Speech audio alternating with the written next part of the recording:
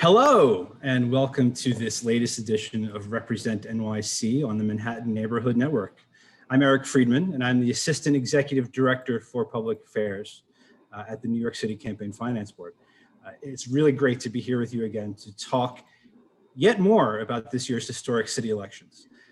So just a few words about the CFB. We are the nonpartisan city election that administers the city's small dollar matching funds program for candidates. We also run the NYC Votes Initiative, which produces the voter guide. We sponsor debates for candidates, and we also publish a great set of resources for voters on the web at voting.nyc. And we took the lead this year in educating New Yorkers about ranked choice voting with some of our great partners that we'll get to in just a second. You've heard us talk about ranked choice voting on this program before, and we're here to keep you informed from every possible angle. As you know, voting ended in the primary elections about 2 weeks ago. But as the vote counting begins in earnest, it's so important that New Yorkers understand how the process will unfold, how New Yorkers participated, and what this means for elections going forward. So I'm really pleased to have an amazing panel of guests here today, all of whom were deeply involved in the unprecedented effort we embarked upon this year to get New Yorkers ready to vote. We have Julio Rivera. He is the Program Manager for National Civic Engagement Programs at the NALEO Educational Fund. We also have Sandra Choi, who's the Civic Participation Manager for the MinKwon Center for Community Action. And also my colleague, Allie Swatek. She is the Director of Policy and Research at the Campaign Finance Board. Before joining the CFB, she was a Senior Policy and Research Analyst for the 2019 Charter Revision Commission that put ranked choice voting on the ballot. So I'm really excited to have this group here together. I want to be very careful not to talk too much today about the results or the issues associated with the counting. As we are taping midweek, there's a lot we don't know, and the information is changing day to day. What we do know is we have some good news to discuss. All the numbers aren't back yet, but it does appear that more than 1 million New Yorkers voted in this election, resulting in the highest turnout rate for a local election in at least 20 years. And we've also just lived through a 2-year period where elections in New York have been completely transformed for the better. We've added early voting, we've added pre-registration for 16 and 17-year-olds, state and federal primary elections, which used to be held on 2 separate dates, were scheduled for a single date in June. We've passed automatic voter registration, automatic rights restoration for parolees. Most of this happened before the pandemic, and all of a sudden, once the onset of COVID came, 1 in 3 New Yorkers were voting by mail. And we needed new systems to deal with an unprecedented volume of absentee ballots. So in the middle of all this change, New York City prepared to have the largest ranked choice voting election anywhere in America. There are some benefits to ranked choice voting I hope we'll get a chance to cover during this conversation. But there's also a lot we can learn by looking at the efforts both inside and outside of government to get New Yorkers ready for this new style of voting, how they responded, and what it says about participation in local elections going forward. Before we do that, we'll take a minute first to dig a little bit into the news of this week. There are a lot of eyes on the vote counting. So Allie, I'm going to start with you. We are used to hearing one set of results on election night. Tabulations, the first tabulations on ranked choice voting are released earlier this week. Why weren't they out on election day? Why will there be this wait until we know who won?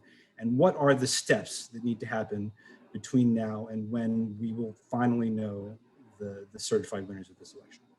Yeah, thanks so much, Eric. This is a great question. I've been repeating this answer probably for a couple weeks now, but ranked choice voting itself, the tabulation process happens very quickly. We know that a computer does it. I think we all especially know a computer does it because that was a key part of the results reporting issue that we saw on Tuesday.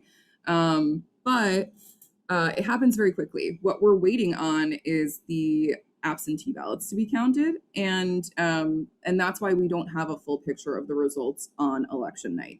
So you mentioned that we've seen a bunch of expansion over the last few years in the methods of which we can vote, who can vote, which is great. One of those is absentee voting. So folks have enthusiastically begun using absentee voting now that anyone can use temporary illness as an excuse due to the COVID pandemic throughout this entire year to absentee vote. We saw the state legislature pass no excuse absentee voting. So this isn't going to go away. The process that we have designed probably isn't ideal for the volume of folks that we have voting by absentee. So that's why we see that delay of a week or more, in this case, 2 weeks, for folks who mailed their ballot. They have the opportunity to have the ballot received by the Board of Elections 7 days later. We have a cure process that was created last year for folks who make mistakes on their absentee ballot envelope. That's another week of opportunity for the most voters to have their absentee ballots validated as possible. So that 2-week delay is frustrating and I think unusual for folks. We're not used to waiting 2 weeks, but ultimately it's good for voters because it means that more folks' absentee ballots are going to be counted. So yesterday we saw the first report run for RCV. We're going to see it rerun today, and the Board of Elections has outlined the remediation that they're planning on using to make sure that the ranked choice voting ballots that they run through the computer today are the ballots that were cast in the election, not the test ballots that they accidentally included in their first run. And then next week on July 6th, we're going to see the absentee ballots included. So all this week, they're going to be opening, validating, and voters are going to be curing their absentee ballots. And then we're going to see a fuller picture of the results on July 6th. And that's always been a part of the schedule for as far as how things are going to go.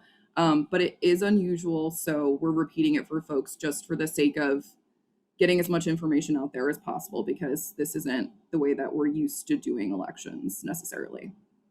So to follow up, like we've heard a lot of people ask why the tabulations haven't come sooner. I mean, do we think it's important that the results come quickly? Is that something, do we want to get back to a world where we know the results before we go to sleep on election night? I'm curious what others think, but for me, I think that the most important thing is for the results to be complete and accurate. And I do wonder if that pressure from the media or candidates or whomever wants to see those results quickly sometimes undermines the most important part of elections, which is, reporting out accurate information. And especially for voters, it can be a little confusing if there's multiple things that they have to keep track of. It's much easier to just be able to tune in and say, okay, now I know who won after the whole process is done. Sandra, Julio, any thoughts on that kind of election night reporting? Well, I completely agree with Allie. I think at the end of the day, the most important thing is to make sure that every voter's vote and voice is heard, right?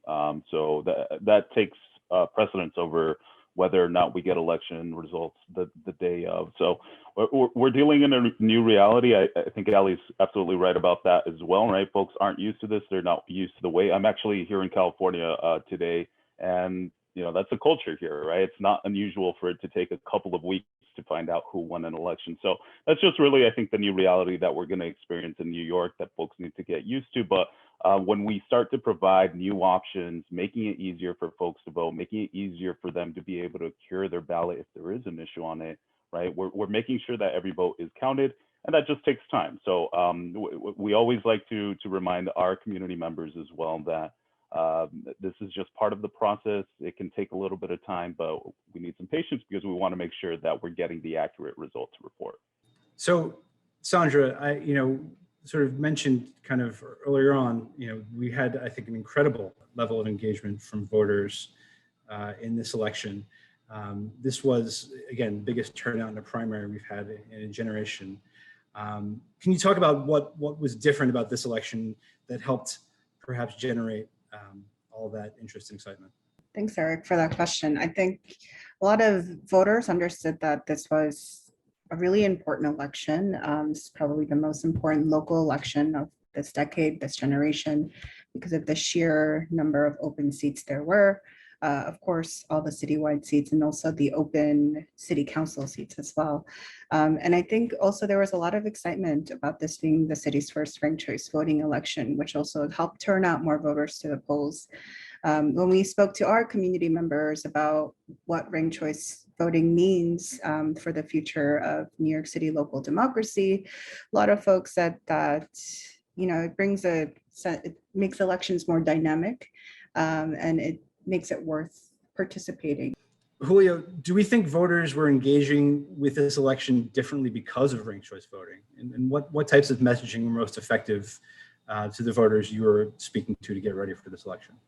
Yeah, I think it was a big piece of this was education and just getting everybody up to the level where they felt comfortable with the ballot, right? You know, we worked closely with the CFB on our campaign to educate and reach Latino voters in particular.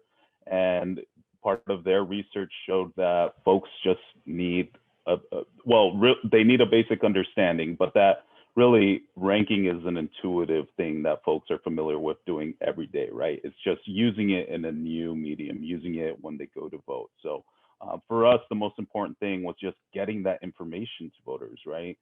We're trying to reach voters that don't necessarily vote in local primary elections every time, right? So getting that information, getting into the room where they are and to get that information in front of them was the most important thing. But yeah, voters interacted with this a little bit differently, right? It was brand new. For a lot of them, some of the feedback that we heard was that it was a little bit more work, right?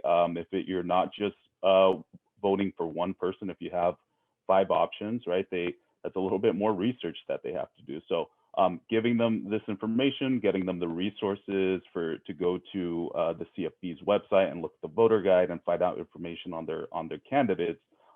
That was a key piece of our campaign, is just getting into the room and getting that information to those voters.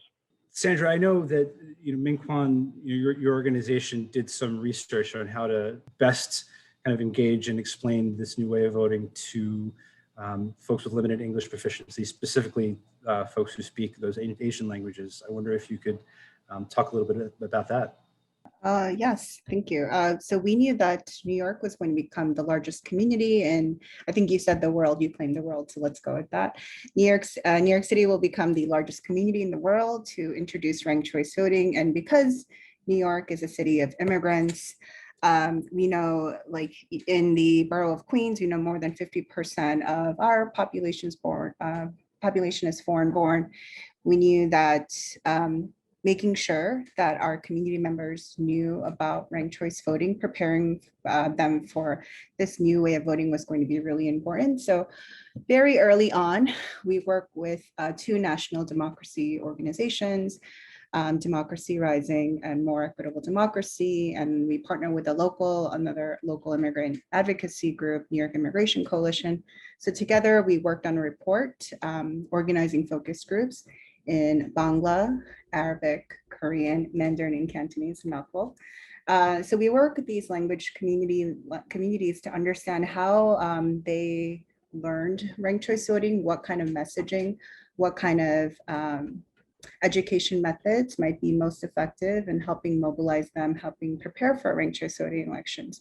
So as a result of the focus groups that we organized, we found that a lot of our community members prefer to learn about ranked choice voting over visual aids, over videos. So shout out to New York City CFB's multilingual RCV videos. We actually used them, incorporated them as part of our focus groups. A lot of positive reception to that. But there are also, usually if the focus group participants watched the video, they had a more clear understanding how RCV worked. And I would also say that, for a lot of our focus group participants, across all focus groups, across all languages, they emphasized that they wanted more information in their community language from not only the city, but from candidates themselves. Typically, a lot of LEP, limited English proficient communities, are left behind in the process because they don't have the information or resources they need to vote. So we also, through this report, wanted to put a special emphasis or ask out to candidates running in the future that they make an effort to reach out to these different communities that sometimes have a difficult time participating in the political process because of language barriers. And in a ranked choice voting election, especially, where all the candidates need to reach out to potential voters for that 2nd, 3rd, 4th, 5th place rank, it's advantageous and it's in their favor to do so. Clearly, we had a lot of hands in this effort, and I think both Julio and Sandra, you've talked a bit about the efforts kind of by your organizations and others to help engage New Yorkers. There's a lot of talk leading up to this election about concerns that ranked choice voting and the education campaign was leaving certain communities behind. The city government did come in and make a concerted push, really aimed at getting people engaged once they started paying attention to this election. Allie, I'll start with you on this. How do you think that worked out from some of the results that we were starting to see in process? So I think that the level of turnout that we're seeing is, I feel very optimistic about that. Eric, you mentioned at the beginning, it's close to 1 million. We're not over 1 million yet. Absentee ballots are still coming in, of course.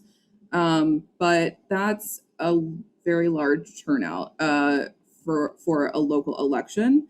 I think that there are some lessons to be learned on how the rollout took place. I think that what we heard from some communities is very similar to what, and the MinKwon Center, of course, helped alert us to this, was that there were languages that we, outside of the Voting Rights Act languages, that folks were looking for information in. And I think that some of the takeaways for the Campaign Finance Board, for the Board of Elections, for anyone who in government is working on this, is that doing that type of work ahead of time to make sure that the materials that we are preparing are taking into consideration communities, limited English proficiency communities as much as possible, is a major takeaway for me. Another thing I think none of us expected was the pandemic. So we all had to become experts at Zoom, which we're on right now. But not only that, the in-person outreach that I think is most effective in hard to reach communities wasn't able to take place to the degree that we had probably been planning. So that's a major, I think, just something that I wish was different, that we had done more in-person outreach in order to make sure that we were, in as many places as possible on the ground. Relying on text messaging or phone calls is a little more challenging for reaching hard to reach communities. So those are my two major takeaways, but I'm curious what everyone else thinks. Yeah, Julio, I'll ask you to kind of follow up on that. So from your perspective, what worked about these efforts leading up to the election and what didn't? What worked best? What should we have done more of? Well, first, I think one big difference is for next time around, there was an infusion of resources towards the end of the election season that the mayor put in, which we're very happy about and excited to see that, and I think was important. But I think for next time, it's important to get those resources from day one, right? Recognizing that this was a huge lift. We always point to the effort that was put into the census last year, right? $40 million was put towards an entire agency, funding community-based organizations to do that outreach. And that's the sort of effort that I think that something like this actually requires, right? To be able to reach those hard to reach communities, to be able to reach those low information and low turnout voters, right? But I think it's going to those voters and not waiting for them to come to you, right? To go into those spaces. That's why we worked with the Department of Education to get to CECs, to get to work with other community-based organizations to get the voters that they serve, right? So I think it's making a conscious effort not only to get into the spaces where low turnout voters already are showing up, right? And not just setting up a Zoom and asking them to come learn about ranked choice voting, right? We learned that's not the way to do it, because that's not going to turn out the type of community members that we're looking for. Right? So making a conscious effort to reach them and putting it in the language, right? I appreciate this conversation around language. We made a conscious effort to hold in language Spanish trainings, and we saw that folks responded to that, right? And it goes back to that, just getting that basic information in front of them just made a huge difference, right? And not just leaving it in English. One last point I'll make is just also coordination between the CFB, the BOE, right? We were able to work with both agencies to ensure that just the translation of the term ranked choice voting was kept consistent. And I'm not sure if that was the case in other languages, but I know that was very helpful for us to be able to turn, no matter what material or what agency was speaking, we were speaking in the same terms to our community.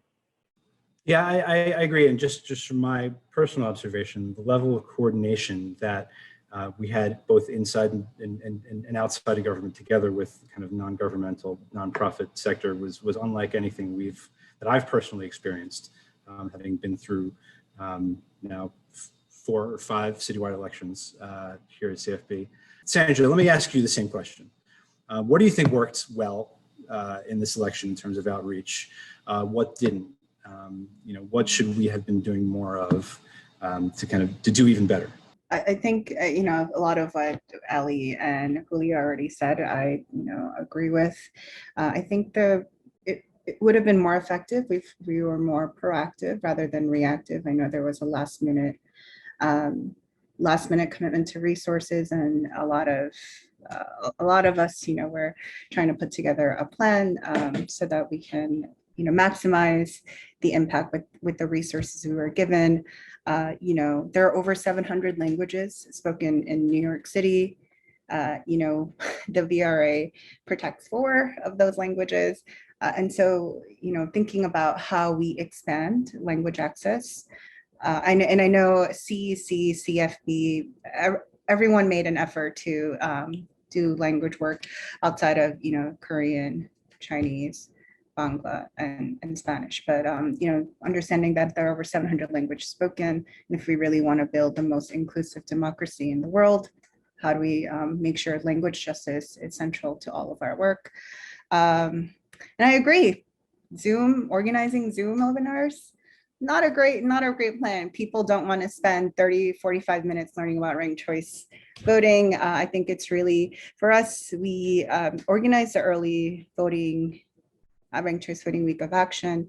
We did this with our APA Voice coalition members, and APA Voice is a coalition of Asian American community-based organizations that are organized together on civic engagement, long acronym, I know.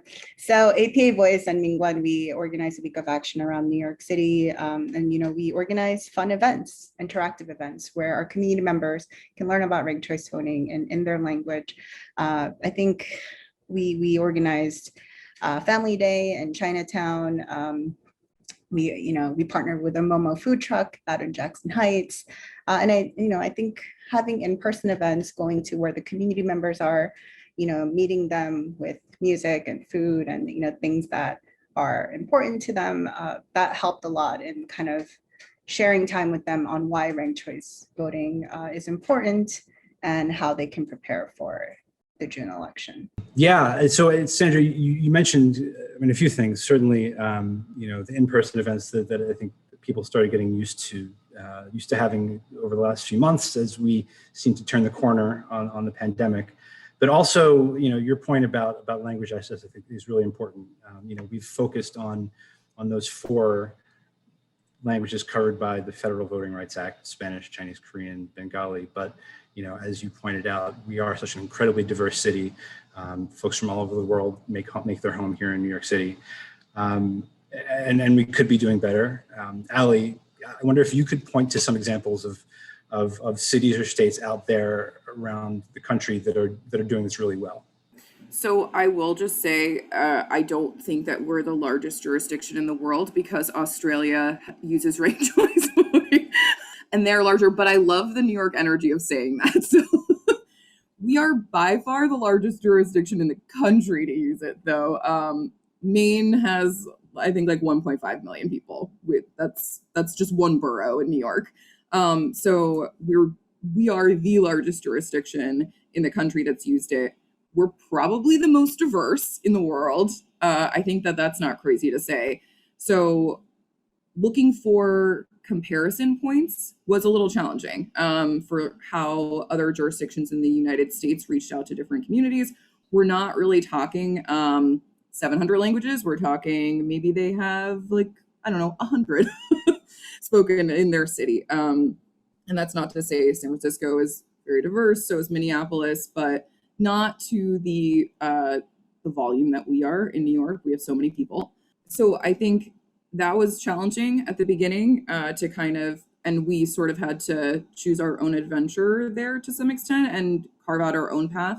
this is the first time that we've done it. So I think that what I'm going to pivot and not entirely answer that question. I'm really curious to see what our own data out of New York says, because I think that we need to learn from our own voters what they found to be the most resonant messaging, what they found challenging. Julio mentioned that folks pointed out that ranked choice voting involved a little more work. And I think that I mentioned this morning, when you go into a polling place, there's so many people and there's a process that you go through that, you know, your brain sort of just becomes a part of that step-by-step, like hand me my ballot, walk over to the voting booth, walk over to the privacy booth. And I found myself in, you know, thanking my past self for writing down my choices, because it was more information that we needed to retain. And I was looking to rank, you know, as many people as possible, and that's up to 25 candidate names that you need to remember. So providing voters with tools that allow them to make that process less stressful. I think being also very cognizant that it is voters' choices that matter here. If folks want to just vote for one person, they can. If they want to rank two, they can. But we should be able to provide tools to help them rank as many candidates as possible. And in some cases, that is a lot of information to hold in your head at one time. So I'm really looking forward to being able to look at our data, the cast vote record, which is a term that sounds very scary, but it's just a fancy way of saying the anonymized ballot of every person who voted and how they voted. It's anonymized, so of course you can't trace it to anybody, but we'll be able to see patterns from that, how many people ranked, in what areas of the city they were ranked, and then we'll be able to look at census data too. So I'm really excited about looking at our own data and drawing conclusions from that. Definitely, definitely. So that is going to have to be the final word. I'm sorry to say it's time to wrap. I could talk more about this, go on another half hour if we had the time. And there's going to be plenty more to say in the coming weeks as we continue learning more about how New Yorkers voted in the primary. But for now, I want to thank my guests, Julio Rivera, Sandra Choi, and Allie Swatek for appearing today. And for all the work that went into helping New Yorkers making their voices heard in this absolutely critical primary election in New York City. I want to thank you, the viewers, for watching Represent NYC on the Manhattan Neighborhood Network.